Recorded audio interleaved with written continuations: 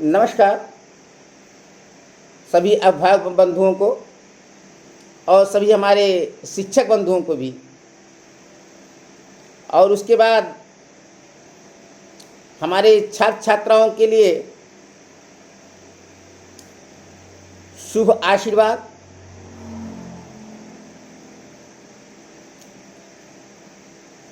मैं सुनील सर शैक्षणिक सत्र 2020-21 के प्रारंभ में क्लास 9th के बच्चों को हिंदी के बारे में कुछ जानकारियां देने के लिए हिंदी विषय सबसे पहले हम अध्ययन कराना चाहेंगे। हिंदी हमारी राष्ट्रभाषा है और इसीलिए हम कहते भी हैं पत्राचार में हिंदी अपनाएं, राष्ट्र का गौरव बढ़ाएं। हिंदी हमारा अनिवार्य विषय भी है, हिंदी हमारी राष्ट्रभाषा भी है। हिंदी के प्रति सम्मान करना हमारी जिम्मेदारी भी है, हमारी राष्ट्रीयता भी है। हमारी हिंदी हमारा पहचान भी है, हमारे पूर्वजों की पहचान है, हमारी संस्कृति की पहचान है, हमारे भारतीय सभ्यता की पहचान है। और सबसे गर्व की बात यह है कि देवनागरी लिपि ही हमारे भारत की ही नहीं अन्य स्थानों की सबसे प्राचीन लिपि है। तो चलिए हम हिंदी के बारे में बात करते हैं। हिंदी पढ़ने से पहले एक चीज हमेशा आपको ध्यान रखना चाहिए, जो हमारे टीचर्स ने हमको बताया था वो मैं बता रहा हूं। दूसरों की या अन्य भाषाओं की जानकारी प्राप्त करना, तमाम भाषाओं का ज्ञान प्राप्त करना हमारे लिए बहुत ही गौरव की बात है, बहुत ही गर्व की बात है। लेकिन किसी अन्य भाषा को अपने राष्ट्र का दर्जा देना, अपनी राष्ट्रभाषा का दर्जा दे देना, अपने राष्ट्रभाषा की समानता देना या फिर अपनी राष्ट्रभाषा को भूल जाना निहायत शर्म की बात है। तो इसलिए हिंदी हमें पढ़नी चाहिए। चलिए तो सबसे पहले हम जानते हैं हिंदी है क्या। हिंदी क्या है स्टूडेंट्स? हिंदी एक भाषा है, लैंग्वेज, भाषा। तो सबसे पहले हम इसी टॉपिक पर आते हैं, भाषा। आखिर भाई हिंदी भाषा है तो हम पहले भाषा को ही परिभाषित करें, भाषा की परिभाषा हम बनाएं कि भाषा की परिभाषा क्या है, भाषा कहते किसको हैं, भाषा है क्या।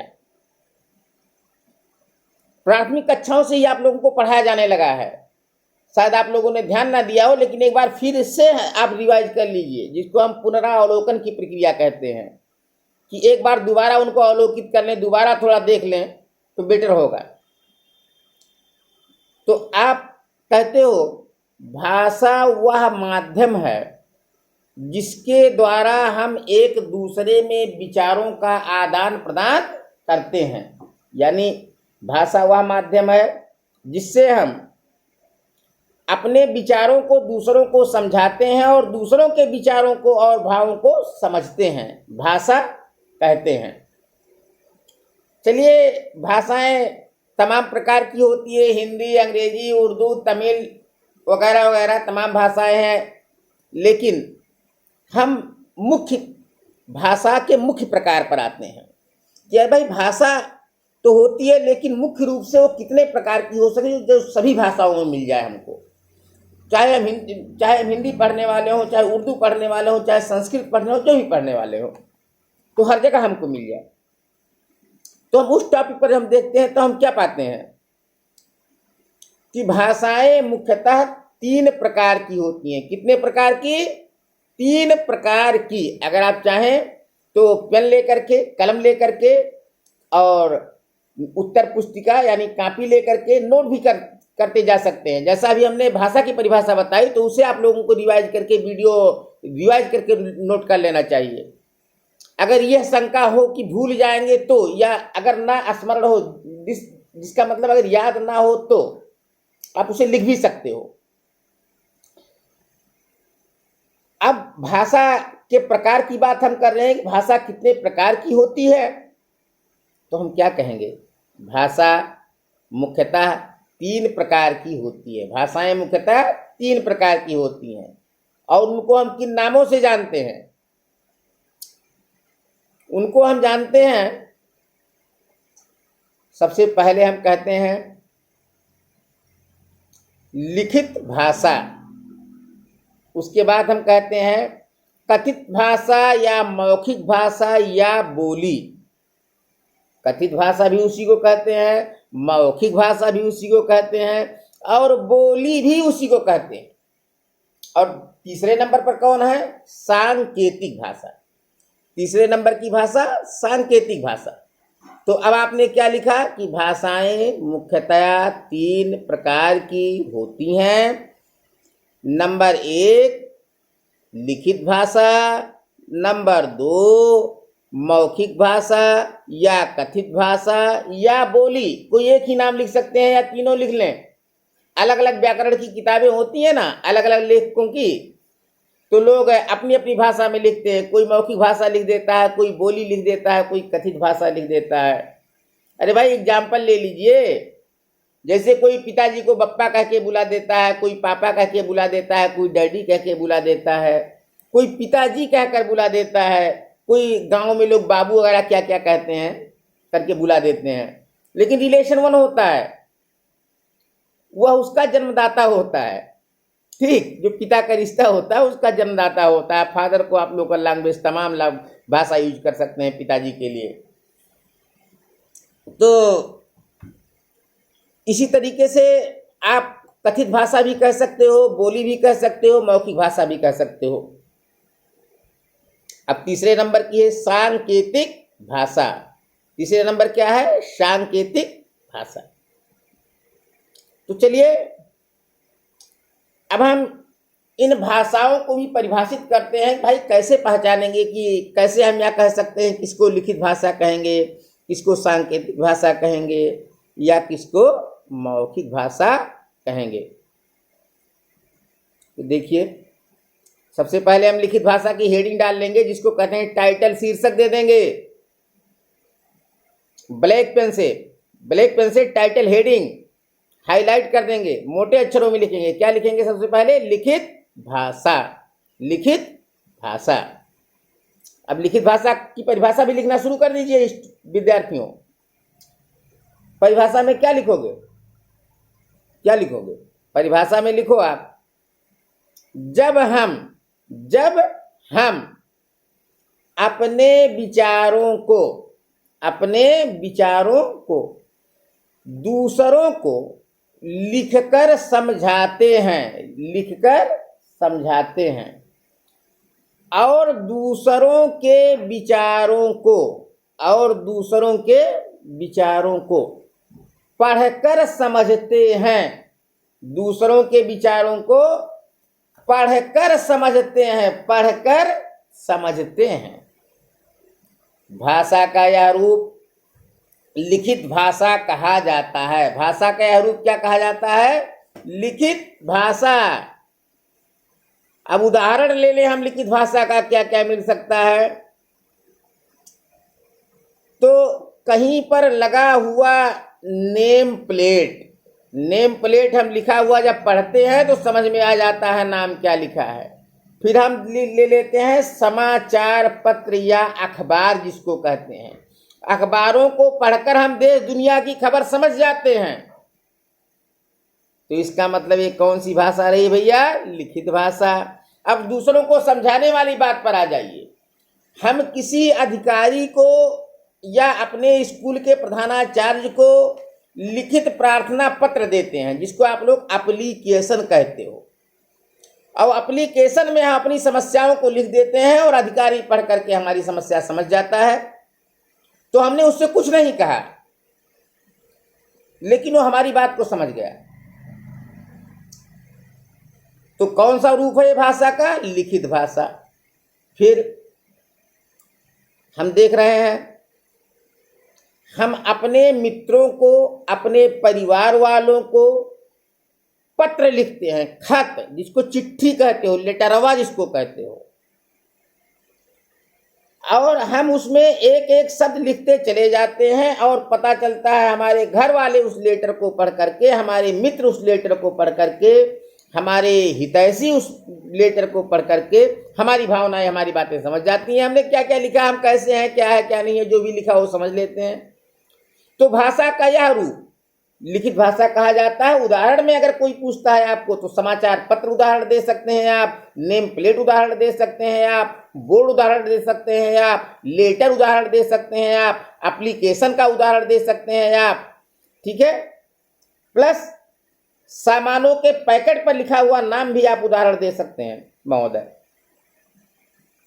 भाई सामान पर लिखा रहता ना इतना ग्राम, इसका इतना पैसा, जब प्राइस लिखा रहता समझ जाते हो इसका इतना पैसा है। सामान पर पार्ले बिस्किट आपने खरीदा तो उस पर लिखा हुआ है कि 5 रुपी, तो इसका मतलब क्या हुआ कि 5 रुपी जो है आपका, उसकी कीमत है। तो भाषा के इस रूप को हम लिखित भाषा कहते हैं। चलिए हम आ जाते हैं मौखिक भाषा पर, जिसे एक और नाम से बुलाते थे क्या, कथित भाषा, और एक और नाम क्या कहते थे लोग, बोली। चलिए अब इसको परिभाषित कर लीजिए, परिभाषा इसकी भी ले लीजिए। इसकी परिभाषा क्या बनाएंगे? अरे भाई परिभाषा कहीं बनानी होती है। परिभाषा का मतलब कि दूसरे के बारे में कुछ भाषण कर दीजिए, कुछ बता दीजिए, उसी को परिभाषा कहते हैं। तो कथित भाषा, मौखिक भाषा या बोली की परिभाषा क्या है? जब हम अपने विचारों को या भावनाओं को दूसरों को बोलकर समझाते हैं। दूसरों को किससे समझाते हैं? बोलकर समझाते हैं। दूसरों को बोलकर समझाते हैं और दूसरों के विचारों को सुनकर समझते हैं। जब हम अपने विचार को किसी को बताना होता है तो बोलने लगते हैं, और किसी के विचार को समझना होता है तो सुनने लगते हैं।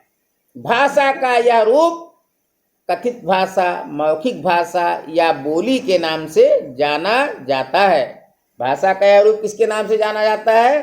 कथित भाषा, मौखिक भाषा या बोली के नाम से। चलिए भैया इसका भी उदाहरण ले लीजिए। तो पहला उदाहरण तो ये जो आप वीडियो देख रहे हैं हमारा यही है। मैं बोल रहा हूं, आप मेरी भावनाओं को समझ रहे हैं। कथित भाषा, मौखिक भाषा और बोली का इससे बढ़िया एग्जाम्पल नहीं मिलने वाला है कुछ। दूसरा एग्जाम्पल, आप रेडियो पर समाचार सुनते हो, आप टेलीविजन पर समाचार सुनते हो, आप फोन पर बतियाते हो एक दूसरे को, आप बोलते हो, आपकी बात समझ आते हैं, आप कहते हो 4 किलो प्याज ले आना, और जब वो आदमी वापस आता है 4 किलो प्याज लेकर के आता है। 2 लोग बात करते हैं घर में, आप लोग बात का, आपको प्यास लगती है, आप कहते हो पानी लाओ, लोग पानी लेकर आपके पास चले आते हैं। आप सामान खरीदने कहीं जाते हो, आप कहीं भी सामान खरीदने जाते हो तो पता चलता है तुरंत, आप कहते हो भाई ये सामान हमको दे दो, वो सामान दुकानदार आपको तुरंत प्रोवाइड कराता है, तुरंत प्रदत्त कर देता है, तुरंत देता है। तो यानी आपके विचार को उसने समझा, अब उसको अपना विचार बताता है, इस सामान की कीमत इतनी है और उतना पैसा आप जेब से दे देते हो। आपने उसके विचार को समझ लिया, उसकी भावना को समझ लिया। तो भाषा का यह रूप कथित भाषा, मौखिक भाषा या बोली कहा जाता है। इसके उदाहरण की बात अगर हम करेंगे तो क्या हो जाएगा? मोबाइल से बातचीत, ऑडियो वीडियो प्रोग्राम, टीवी पर समाचार सुनना, मूवीज देखना और सुनना, एफएम पर समाचार सुनना, फोन पर बातें करना, ये सब मौखिक भाषा, कथित भाषा या बोली के उदाहरण हैं। चलिए हम आ जाते हैं नंबर 3 पर। नंबर 3 पर सांकेतिक भाषा। संकेत मतलब सिंबल, मतलब इशारा। तो इसको हम डिफाइन कैसे करेंगे? भाई इशारा करना तो सब लोग जानते होंगे ना। कुछ समय पहले एक मूवी में गाना भी आया था, कि इशारों को अगर समझो राज को राज रहने दो है? तो इशारा, संकेत, इसकी परिभाषा हम क्या बनाएंगे? जब हम इशारों या संकेतों के माध्यम से, जब हम इशारों या संकेतों के माध्यम से अपने विचारों भावनाओं को दूसरों को समझाते हैं, दूसरों को समझाते हैं और देखकर और आंखों से देखकर दूसरों के विचारों को समझते हैं। कोई बोलता नहीं है, कोई कुछ लिखता नहीं है, हम इशारा करके दूसरे को अपनी बात समझा देते हैं, संकेत करके समझा देते हैं और दूसरा कोई हमको इशारा करता है, हम देखकर समझ जाते हैं। तो जब हम अपने विचारों को, अपनी भावनाओं को इशारे के माध्यम से, संकेत के माध्यम से समझाते हैं और देखकर दूसरों के विचारों को समझते हैं, भाषा का यह रूप सांकेतिक भाषा के नाम से जाना जाता है। किस नाम से जाना जाता है? सांकेतिक भाषा के नाम से जाना जाता है। चलिए अभी एग्जाम्पल ले लेते हैं हम। तो एग्जाम्पल हम क्या लेते हैं? सबसे पहले हम ट्रैफिक सिग्नल देख लेते हैं। ट्रैफिक सिग्नल पर कोई चिल्लाता नहीं है, भैया आओ और जाओ, अब रुको अब जाओ, कोई नहीं चिल्लाता है। लाइट लगी होती है, बत्ती लगी होती है। जब लाल बत्ती होती है सारी गाड़ी स्टॉप हो जाती है, लेकिन जैसे बत्ती पीली होती है तुरंत गाड़ियां जाने लगती हैं। हरी होती है खूब तेज जाती हैं, रुकती ही नहीं है। पीली होती है धीरे धीरे निकल जाती हैं। फिर हम देखते हैं रेलवे ट्रेन को रोकने के लिए कोई रोकता नहीं है। ट्रेन उसी बत्ती को देख करके रुक जाती है, उसी बत्ती को देख करके चली जाती है। उसी बत्ती से पता चल जाता है उसे कितने नंबर प्लेटफॉर्म पर जाना है, वही बत्ती उसको बता देता है। ट्रेन हॉर्न देती है, जब बत्ती मिल जाता है हॉर्न देती है। अब क्योंकि गार्ड पीछे होता है, गार्ड जानते हैं ना आप लोग, ट्रेन में होता है वो सबसे पीछे वाले डिब्बे में होता है। अब वहां से वो चिल्ला नहीं सकता, तो क्या करता है? वो झंडी दिखाता है, इशारा करता है, सांकेतिक भाषा का प्रयोग होता है उसके द्वारा। और रात होती है तो लाइट जला देता है, रात में जो है ग्रीन लाइट जलाता है। तो ड्राइवर समझ आता है कोई प्रॉब्लम नहीं, हमें आगे बढ़ना चाहिए, यानी गार्ड हमारा ठीक ठाक है, गार्ड इशारा कर रहा है कि हाँ चलो हम भी अपने कोच में बैठे हुए हैं। फिर हम देखते हैं किसी दुकान में जाते हैं तो ऐसे करते हैं, यानी प्यास लगी है पानी लाओ, या चाय की दुकान वाला समझ रहा है कि चाय लाओ। घर पर खाना खाते हैं तो गिलास बजाना शुरू कर देते हैं प्यास लगती है जब, यानी उसमें पानी चाहिए। किसी को बुलाना होता है ऐसे अगली टर्न करना शुरू कर देते हैं, यहाँ आओ। आदमी देख कर आ जाता है, कोई हमको ऐसे करता है हम तुरंत उसके पास चले जाते हैं। कोई एक उंगली ऐसे होठों पर रखता है तो हम लोग क्या कहते हैं कि चुप हो जाओ। इसका यानी वो ये नहीं कह रहा है कि चुप हो जाओ, केवल उंगली अपने होठों पर रख रहा है और आप समझ रहे हो, हम समझ रहे हैं कि वो चुप रहने के लिए कह रहा है। फिर कोई हमारे सामने आता है, दोनों हाथों को जोड़ देता है, कुछ बोलता नहीं है, तो हम क्या कहते हैं कि यह हमारा अभिवादन कर रहा है या हमारा नमस्ते कर रहा है। तो भाषा का वह रूप जहां हम अपने विचारों को इशारों या संकेतों के माध्यम से समझाते हैं और दूसरों के विचारों को भावनाओं को देखकर समझते हैं, भाषा का वह रूप सांकेतिक भाषा कहा जाता है। भाषा का वह रूप सांकेतिक भाषा कहा जाता है। उदाहरण में हम ले लेते हैं मोबाइल में नेटवर्क का सिंबल। मोबाइल फोन सब लोग चलाते हैं, उसमें नेटवर्क का सिंबल दिया रहता है, तो लोग कहते हैं 2 खूंटी नेटवर्क है, 1 खूंटी है, देखो नेटवर्क कोई नहीं है। वो बताता नहीं है नेटवर्क है क्या की नहीं है, लेकिन वो सिंबल देखकर लोग पता पा जाते हैं। इंडिकेटर लगा होता है गाड़ियों में, गाड़ियों का इंडिकेटर एग्जाम्पल में आप दे सकते हो कि राइट टर्न होना होता है, दाहिने घूमना होता है, दाहिने का इंडिकेटर लोग जलाते हैं, बाएं घूमना होता है, बाएं का इंडिकेटर जलने लगता है। तो ये आपके सांकेतिक भाषा के उदाहरण रहे। ये भाषा का वीडियो, भाषा और भाषा के प्रकार, ये वीडियो मैं ही खत्म करता हूं। और आप सभी प्यारे प्यारे विद्यार्थियों से मैं यही कहूँगा कि आप लोग भाषा की परिभाषा याद करें, भाषा के प्रकार को याद करें और प्रैक्टिकली याद करें। चाहे जिस तरह उसको समझाना हो लोगों को समझाएं, और कभी भी अंडर प्रेशर ना याद करें। आपके घर में छोटे भाई बहन हो उनको समझाएं, इससे याद होगा।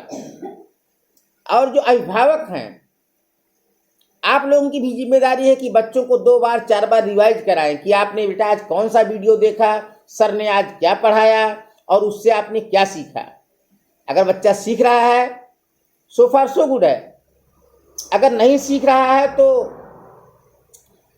आप हमें सूचित करें, हम बच्चे से बातचीत करें, या हमारे लेक्चर में कोई कमी है, कोई त्रुटि है, कोई भूल हो रही है, कोई भ्रम हो रहा है, कोई भ्रांति हो रही है, तो उसे भी आप लोग चिन्हित करें, उसे भी आप लोग बताएं, जिससे हमें अपनी भूल को सुधारने का मौका मिले। धन्यवाद, नमस्कार। घर पर रहिए, सुरक्षित रहिए। कोरोना के खिलाफ लड़ाई में एकता दर्शाइए, सामाजिक दूरी बनाए रखें, लॉकडाउन के नियमों का पालन करते रहें, घर पर बार बार किसी भी साबुन से हाथ धोते रहें, अगर सैनिटाइजर है हाथ को सैनिटाइज करते रहें।